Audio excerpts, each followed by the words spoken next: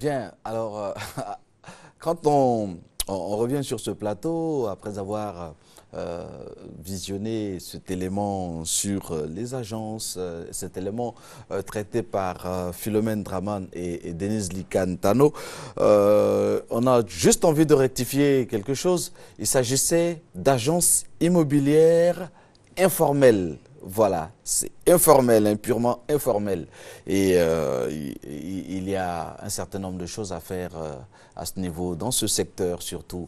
Il faut, il faut réglementer les choses et puis tout le monde n'est pas de ce métier. On n'y vient pas parce qu'on n'a pas trouvé mieux ailleurs. Faut être en règle avec soi-même et en règle avec ses concitoyens. Alors, il y a du travail à faire, n'est-ce pas, Brice Delagneau? Absolument. Il y a du travail à faire, hein. Absolument. Un gros travail à mener. Bien, avec vous, nous nous intéressons à la vie scolaire, à la vie donc de nos enfants, les enfants symboles de la vieillesse de demain. Mais aujourd'hui, vous nous parlez d'environnement, de santé, de sport. C'est un peu curieux. Oui, absolument. Merci, Monsieur Boba, et bonjour. Alors, je pense qu'il ne faut pas penser que lorsqu'on parle d'environnement, on parlera seulement que des arbres, que du biotope, pardon, que de l'écosystème, etc. Mais on peut aussi parler de d'autres éléments qui rentrent en ligne de compte dans la protection environnementale et aussi dans l'éducation environnementale. Et donc, c'est pour cela qu'aujourd'hui, nous avons décidé de parler de sport, environnement et santé. Alors, comment le sport, l'environnement, la santé devrait parler à un consultant responsable donc en développement durable? Alors, j'étais très très intéressé par le sujet que mon prédécesseur a abordé tout à l'heure concernant le cancer. Il faut dire que le sport en lui-même a quand même beaucoup de vertus. Donc, nous en savons davantage et puis aussi, nous savons également tout ce que le sport peut nous apporter. Maintenant, c'est pour dire que la pratique régulière du sport est un élément important dans la vie d'un homme. Et donc, il y a des maladies comme l'AVC, il y a des maladies comme le cancer, etc., que nous pouvons éviter par la pratique régulière du sport. Maintenant, la question que nous nous posons, c'est comment faire la corrélation entre le sport, la santé et l'environnement. Comment lier ces trois les entités? trois entités. D'abord, quand on fait du sport, ça veut dire qu'on participe déjà à la promotion donc, de la santé. Maintenant, qu'est-ce que l'environnement vient faire dans cette histoire? Alors, il faut savoir simplement qu'au niveau de l'environnement, nous sommes en train de promouvoir tout ce qu'il y a comme bons gestes, tout ce qui peut nous permettre de comprendre la possibilité, sinon l'importance de protéger l'environnement. Et aujourd'hui, nous parlons de sport, de santé, d'environnement. Alors, nous avons aujourd'hui la possibilité de faire quoi? Nous savons qu'au niveau de la forêt, par exemple, au niveau des arbres, nous avons le rôle que la forêt joue, le rôle que les arbres jouent.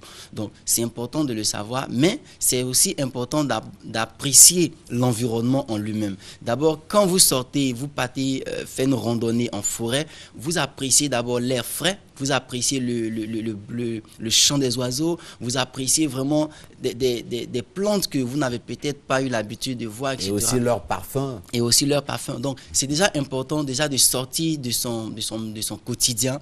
Et surtout, quand vous êtes dans des grandes villes comme Abidjan, il n'est pas vraiment aisé d'avoir des lieux de sport. C'est vrai que nous faisons du sport en salle, mais sortir et faire du sport à l'air libre, donc dans la nature, c'est d'abord participer à la promotion de votre santé, mais plus encore contempler le paysage, apprécier la beauté de la nature. Et c'est en cela qu'il est important d'allier sport, santé et environnement. Mais au-delà de tous ces éléments, il faut aussi comprendre que si vous avez la possibilité de partir tous les jours en voiture et que vous prenez le temps de sortir un week-end et de faire du sport à pied, par exemple, ou à vélo, vous aurez encore la possibilité d'apprécier davantage votre environnement. Et tous les petits gestes, tous les actions que vous pouvez peut-être ne pas voir pendant que vous êtes en voiture, vous allez les constater, vous allez les apprécier selon leur juste valeur. Je prends l'exemple, par exemple, des dépôts sauvages, par exemple. Quand vous allez en voiture, c'est pas évident d'apprécier les dépôts sauvages. Mais quand vous êtes à pied, quand vous êtes en train de marcher, quand vous faites du sport, quand vous courez à petite foulée,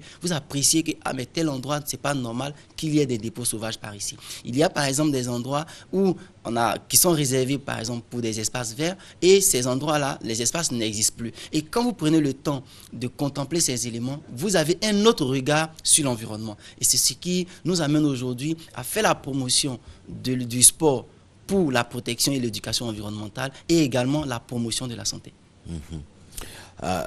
C'est important de prendre conscience que nous-mêmes, nous sommes un petit univers dans un autre plus grand. Oui, absolument. Et donc, il faut savoir se gérer, être en forme, prendre conscience que ma santé me permet de travailler et de rendre service. Et donc, si je peux asseoir un environnement salubre, donc cela va profiter à mon voisinage, à mes frères, à mes sœurs, à autrui. Et donc, je suis moi-même le premier bénéficiaire. Est-ce que, oui. Est-ce que je comprends bien et vraiment, c'est en quelque sorte un résumé que vous faites si bien de vous exprimer ainsi. Mais au-delà de ce que vous avez dit qui est important, il faut comprendre qu'aujourd'hui, nous voulons amener les uns les autres à sortir, comme vous l'avez dit, dans leur petit environnement, dans leur petit univers, et puis découvrir ce que la nature nous offre. Quand nous avons, par exemple, fait le cross environnemental au Bonco, c'est vrai, les personnes qui sont arrivées, elles étaient vraiment émerveillées de savoir qu'à Abidjan, on avait la possibilité d'avoir un espace pareil pour aller courir. Et c'était important pour nous de pouvoir permettre aux gens de découvrir un peu leur environnement. Et la nature nous offre tellement de choses qu'il est important de prendre le temps d'apprécier. Et aujourd'hui, nous invitons vraiment tous ceux qui pensent vraiment que la question environnementale se résume seulement à aller en forêt. Non, la question environnementale aussi se résume aussi à aller partout, à découvrir vraiment ce que la nature nous offre. C'est parce que nous ne prenons pas la peine, le temps, j'allais dire, d'apprécier les merveilles de la nature que nous sommes prompts à détruire l'environnement. Et aujourd'hui, par exemple, il y a ce que nous sommes en train de développer qu'on appelle le tourisme urbain, qui nous permet par exemple de faciliter la découverte de certains circuits à des personnes en participant donc à des activités sportives. Parce qu'aujourd'hui, je prends le cas, vous quittez par exemple le rond-point de la Riviera Mputo pour aller au rond-point de la Riviera 3, mais vous allez voir que sur le tronçon, il y a quand même un très beau paysage que vous pouvez apprécier. Il y a par exemple des décorations murales que vous pouvez apprécier. Et ça, c'est important. Il y a l'architecture que vous pouvez apprécier. Et tout ça fait partie, comme vous l'avez dit, dans le grand ensemble qui est l'environnement. Et c'est important pour nous de sortir un peu de notre quotidien et d'apprécier ce que la nature nous offre. Et c'est vraiment formidable. C'est bien dit, Brice Delagno. Alors, il y a des élus, il y a des maires, parfois, pour montrer, pour magnifier, pour marquer leur empreinte vis-à-vis des communautés, mais procèdent à la destruction de l'environnement. Ils choisissent même de couper des grands arbres. Oui. Et je me suis surpris en train de demander à certains, mais qu'est-ce que cet arbre vous a fait? Comment est-ce qu'on peut comprendre cela? Une autorité qui décide de couper systématiquement les arbres. Ben, vous savez, il y a un problème. Oui, ça se nécessite à plusieurs niveaux. Je vais me permettre quand même d'apporter quelques éclaircissements. Vous savez, quand un élu arrive, il a sa vision dans la tête. Donc, il a sa façon de voir les choses. Moi, je le lui concède. Mais aujourd'hui, pourquoi ces choses-là sont tolérées? C'est parce que nous-mêmes, nous n'avons pas appris à apprécier l'environnement. Parce que je suis sûr, M. Baba, que si quand on va commencer, quand vous allez continuer à courir, à découvrir un peu les bienfaits des arbres qui sont plantés aux abords des routes, quand vous allez voir quelqu'un en train d'abattre cet arbre, vous serez le premier à lui interdire cela. Et c'est parce qu'on a trop pris le temps de rester chez nous, dans nos salons, et de ne pas sortir et puis voir. Aujourd'hui, la cause environnementale n'est pas une cause qui est réservée. Tout le monde doit s'engager pour l'environnement. Mais vous ne pouvez pas vous engager à protéger quelque chose si vous ne connaissez pas le bienfait de cette chose-là.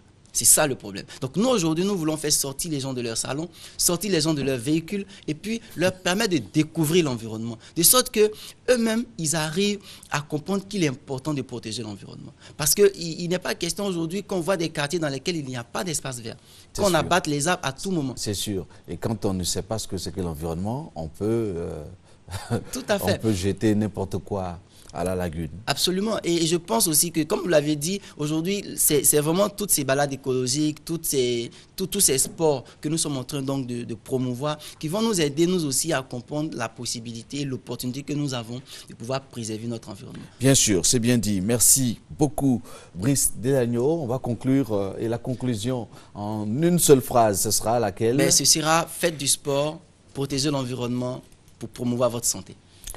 Merci et excellente journée, Brice Merci. Delagno. Voilà. À voir sur RTI 1 avant de recevoir Yao Nsho.